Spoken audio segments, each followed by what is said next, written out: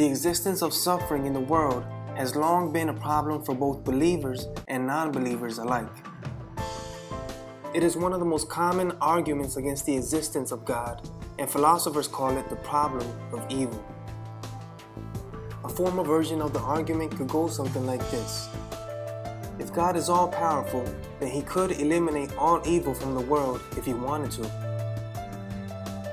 If God is all-loving, then clearly He wants to eliminate all evil from the world. Yet evil does exist. Therefore, either God is not all-powerful, or He is not all-loving, or He simply does not exist. Either way, I have no reason to serve such a God.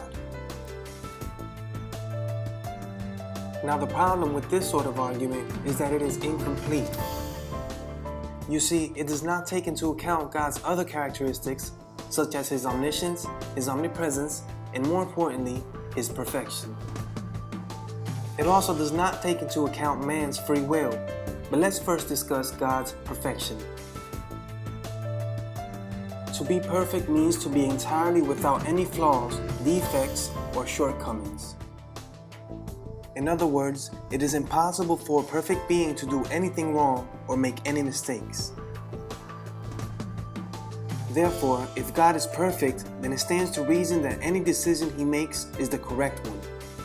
And if any decision that He makes is the correct one, then it is only logical to assume that He has sufficient reason to allow evil in the world. Notice how the problem of evil only takes into account two characteristics of God, namely His omnipotence and His omnibenevolence, as if those were the only characteristics that God has. This is what is called a straw man argument. Simply put, there is no contradiction between the existence of evil and the existence of God. Now on to free will. As stated in previous videos, man has the freedom to choose to either obey God or disobey Him. To disobey God is called sin. The Bible teaches us that sin separates us from God. Now let's think about that for a moment in the form of analogy. Water is the source of hydration without which we cannot live. Imagine that only one source of water existed in the whole world.